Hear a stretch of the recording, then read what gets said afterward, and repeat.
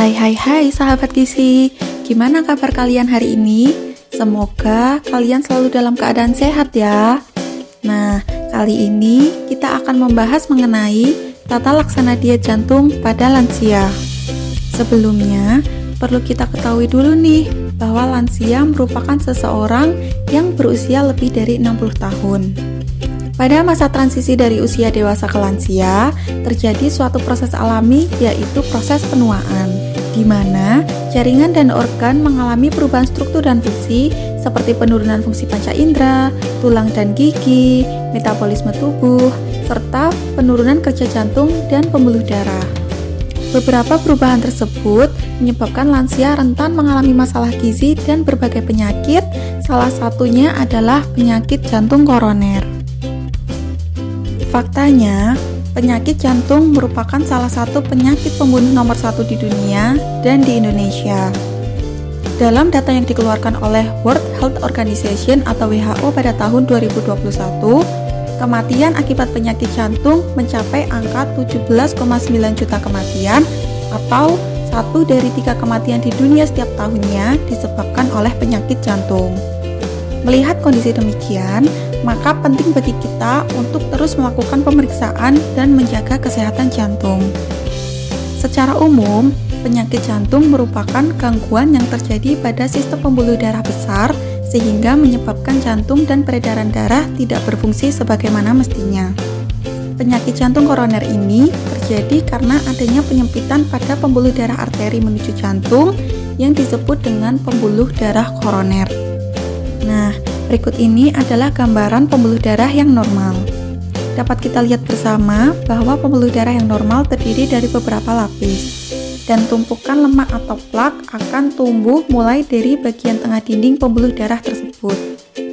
Dengan bertambahnya waktu dan usia yang disertai dengan penyakit tertentu dan pola hidup yang tidak sehat, pertumbuhan plak akan terjadi jauh lebih cepat, sehingga pembuluh darah akan menjadi lebih menyempit dan proses ini dinamakan dengan aterosklerosis. Gejala dari penyakit jantung koroner meliputi nyeri di dada bagian tengah yang dapat menjalar hingga leher dan lengan kiri. Nyeri ini timbul hanya ketika melakukan aktivitas fisik yang berat dan akan berkurang saat istirahat. Gejala penyerta jantung koroner lainnya adalah seperti keringat dingin dan timbulnya rasa mual. Nah, sahabat gizi, perlu diketahui bahwa faktor resiko jantung koroner terdiri dari 2 jenis, yaitu faktor resiko yang tidak dapat dikontrol dan faktor resiko yang dapat dikontrol. Untuk faktor resiko yang tidak dapat dikontrol meliputi usia, jenis kelamin, dan genetik, sedangkan faktor resiko yang dapat dikontrol meliputi memiliki kadar kolesterol darah yang tinggi, memiliki tekanan darah yang tinggi atau mengalami hipertensi, kurang aktivitas fisik, gemar merokok, stres, dan memiliki riwayat penyakit diabetes mellitus. Mempertimbangkan berbagai keunikan dan permasalahan lansia di atas, kebutuhan gizi lansia berbeda dengan kebutuhan gizi orang dewasa. Pada lansia, umumnya kebutuhan energi akan menjadi semakin berkurang, sedangkan beberapa vitamin dan mineral akan dibutuhkan lebih banyak.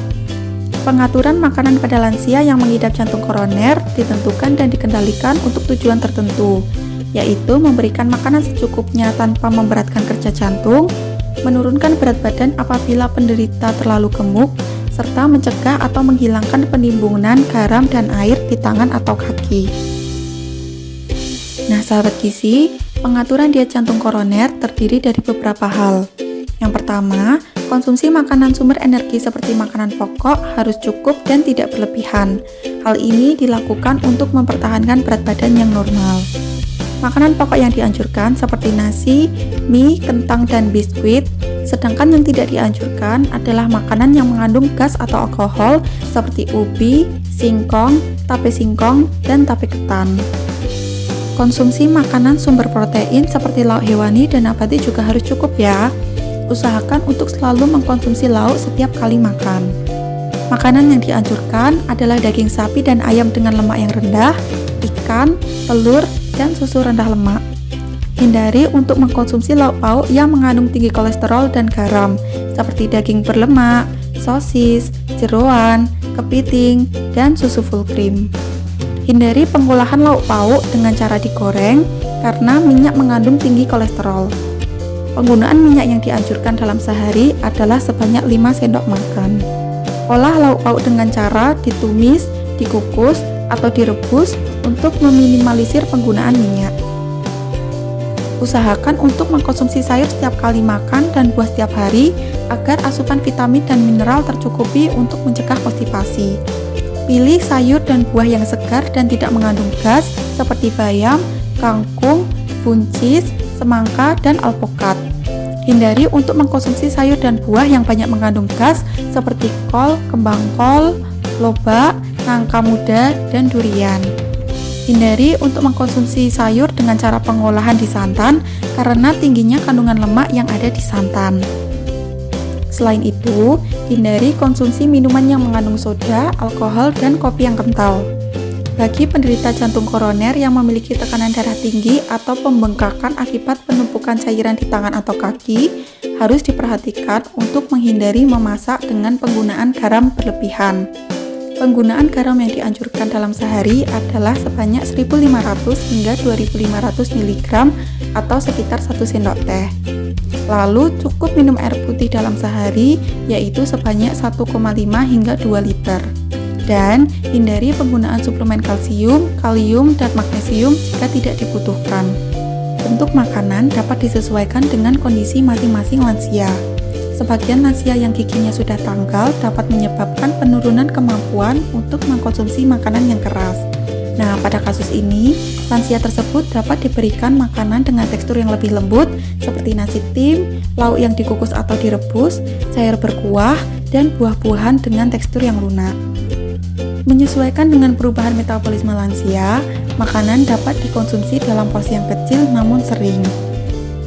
Selain dari pola makan, rajin melakukan aktivitas fisik atau olahraga seperti senam lansia, berjalan kaki, dan bersepeda secara aktif dapat membantu mengontrol berat badan dan mengurangi resiko serangan jantung. Nah, cukup sekian penjelasan mengenai diet jantung pada lansia. Terima kasih telah menonton video ini. Jangan lupa like, komen, dan share video ini ke kerabat dan teman-teman sahabat gizi agar para lansia paham bagaimana diet jantung koroner yang benar.